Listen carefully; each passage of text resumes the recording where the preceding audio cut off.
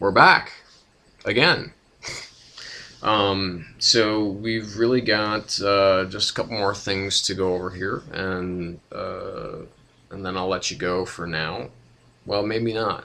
Maybe I will just continue into this current week's comics because I maybe feel the need to. So stick around. Um, so anyway, so last week we got issue number 4 of Superior by Millar and Lanil Yu. This is a really, really good comic. Again, another icon line. It's dealing, it's definitely getting more into, it has this kind of, obviously Superior seems to be a very, Superman-esque kind of character, so naturally there has to be an intrepid reporter who purposefully gets herself into extreme danger in order for her to meet with Superior for the first time. And uh, the whole thing kind of takes a bit of a nasty turn when Superior decides to save his young, his alter ego's best friend from some bullies, and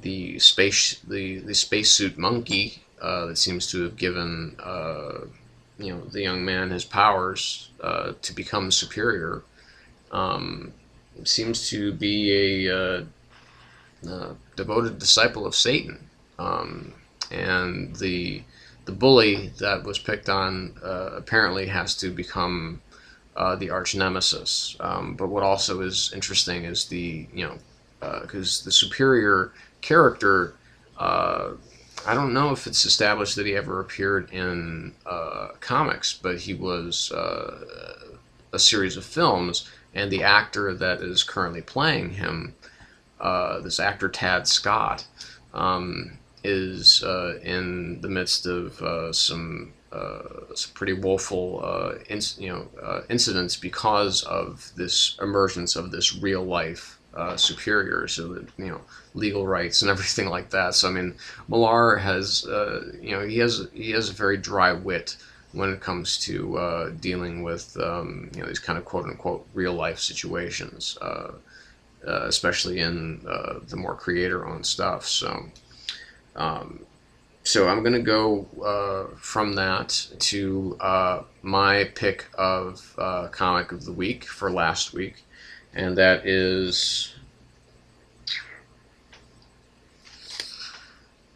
Buffy the Vampire Slayer number 40, which is the finale of Last Gleaming, um, which is basically the fallout from the. If you remember back to season 4 of Buffy, this is actually the season 8 finale.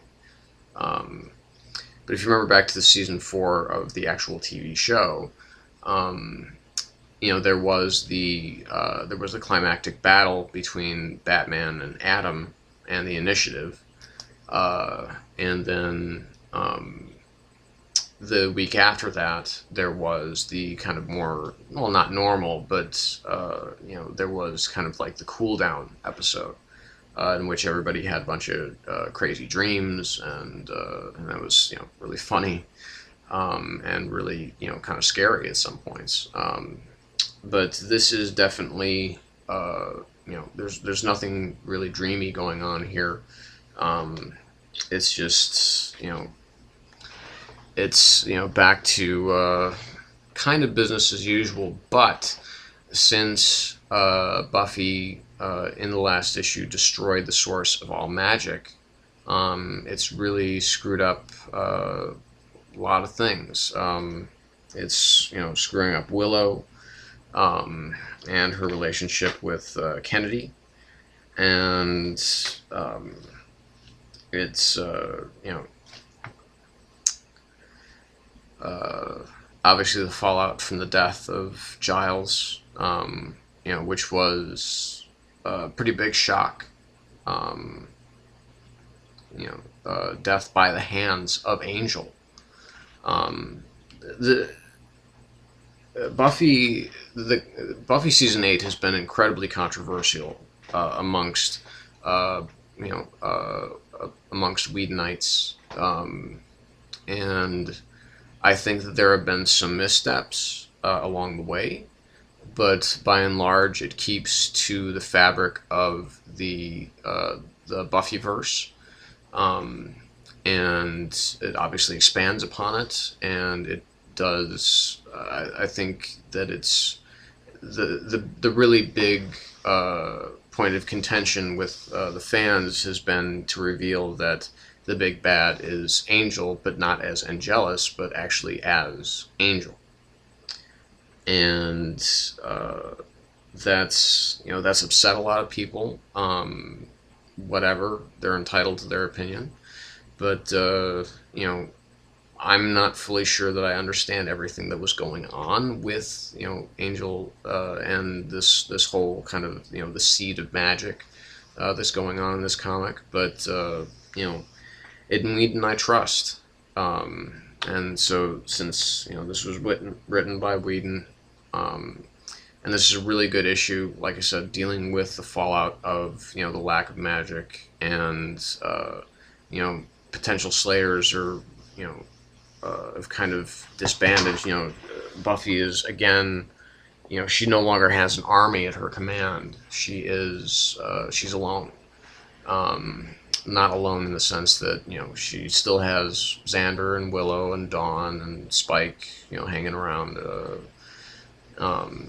But she's a soldier still fighting alone, or soldier fighting alone again.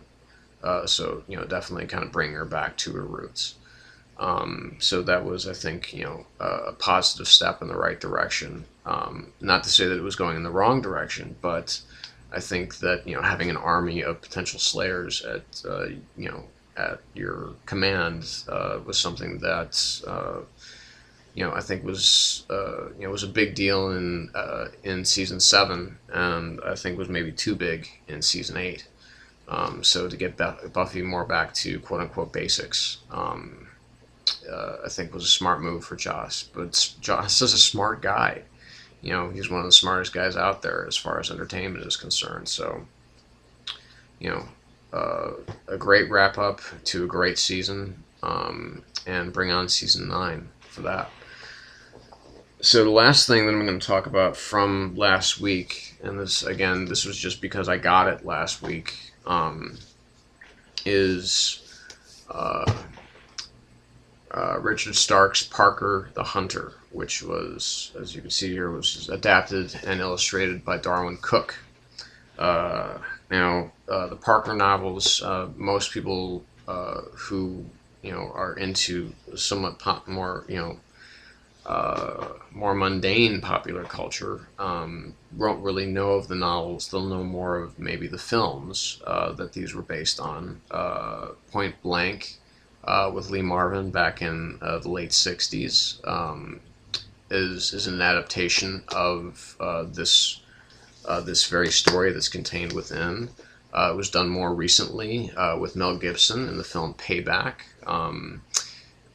Skip, if you have the opportunity now, skip the original cut of the film and go directly to the director's cut of the film, which is a lot more like this story in here. I actually had to go back and watch it again because I own the director's cut, and it's a damn good movie. But this is remarkable.